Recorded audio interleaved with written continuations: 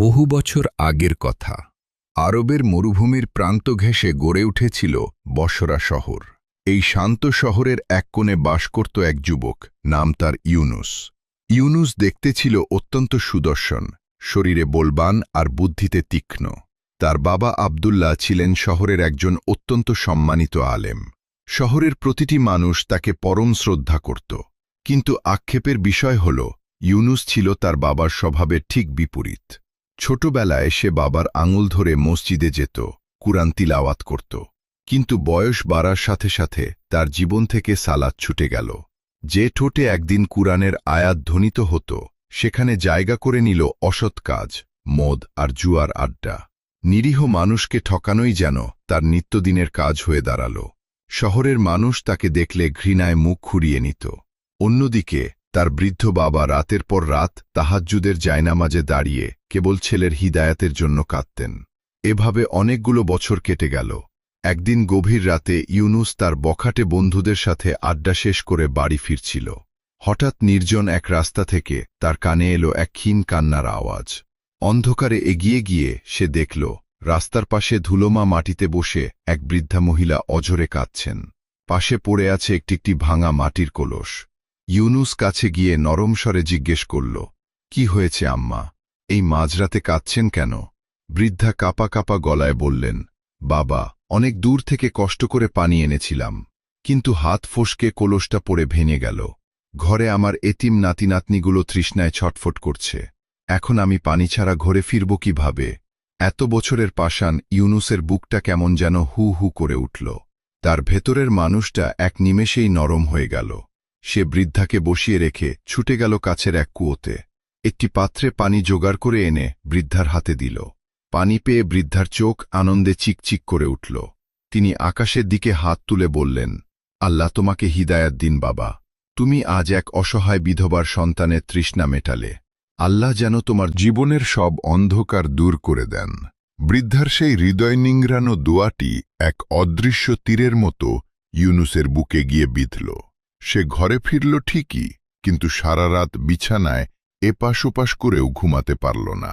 তার চোখে কেবল ভাসছিল সেই বৃদ্ধার মুখ, আর মনে পড়ছিল তার বাবার তাহাজ্জুদের কান্না এবং নিজের সোনালী ছোটবেলার কথা। পাপের পাহাড় যেন আজ কাঁপতে শুরু করেছে। পরদিন ভোরবেলা ফজরের আজান হতেই ইউনুস বিছানা ছেড়ে উঠে উজু করল। এরপর গুটি গুটি পায়ে বাবার ঘরে গিয়ে দাঁড়াল। আবদুল্লাহ ছেলের দিকে তাকালেন, কোনো কথা না বলে শুধু দুটি হাত বাড়িয়ে দিলেন। সেই মুহূর্তে ইউনুসের সব বাঁধ ভেঙে গেল। সে বাবার বুকে মুখ লুকিয়ে এক অবুঝ শিশুর মতো অঝরে কাঁদতে লাগল। আবদুল্লাহ পরম মমতায় ছেলের মাথায় হাত বোলাতে লাগলেন আর বললেন, আলহামদুলিল্লাহ, আল্লাহ আমার দীর্ঘদিনের দোয়া কবুল করেছেন। কাঁদতে কাঁদতে ইউনুস বলল, বাবা, আমি যে জঘন্য পাপ করেছি, আল্লাহ কি আমাকে আর কোনোদিন মাফ করবেন? আবদুল্লাহ অত্যন্ত মধুর স্বরে কুরআন থেকে তিলাওয়াত করলেন। সূরা জুমার 53 নম্বর আয়াত। হে আমার বান্দাগণ, যারা নিজেদের ওপর জুলুম করেছ, তোমরা আল্লাহর রহমত থেকে নিরাশ হও না। নিশ্চয়ই আল্লাহ সমস্ত পাপ ক্ষমা করে দেন।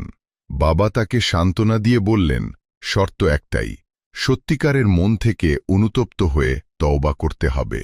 ইউনুস শান্ত হয়ে বলল, কিন্তু আব্বা, আমি তো শুধু আল্লাহর নাফরমানি করিনি, আমি অসংখ্য মানুষের হক নষ্ট করেছি, মানুষকে ঠকিয়েছি, এগুলো কিভাবে মাফ হবে?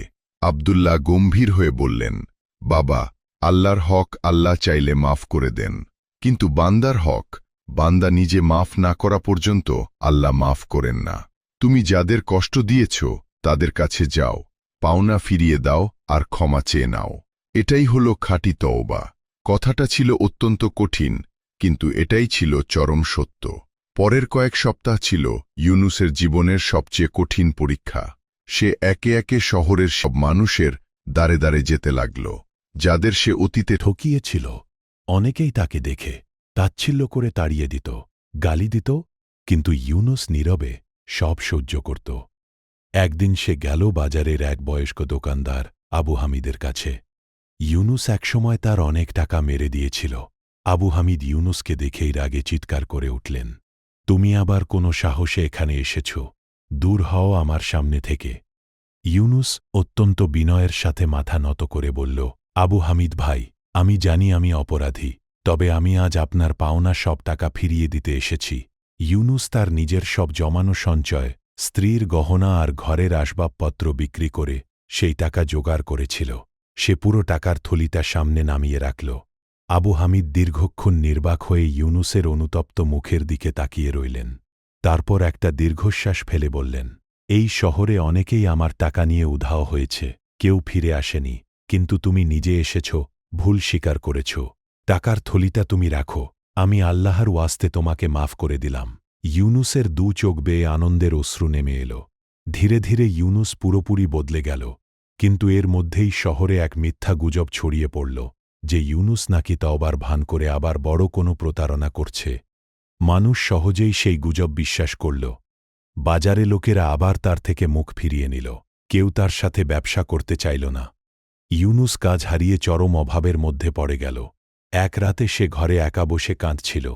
শয়তান তাকে কুমন্ত্রণা দিচ্ছিল, ভালো হয়ে কী লাভ হল, মানুষ তো তোমাকে বিশ্বাস করল না।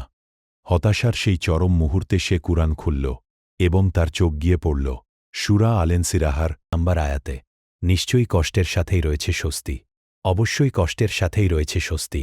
আয়াতটি পড়ে সে অঝরে কাঁদতে কাঁদতে সেজদায় লুটিয়ে পড়ল এবং বলল, ইয়া আল্লাহ, দুনিয়ার মানুষ আমাকে তাড়িয়ে দিতে পারে, কিন্তু আমি তোমার দরজা ছেড়ে কোথাও যাব না।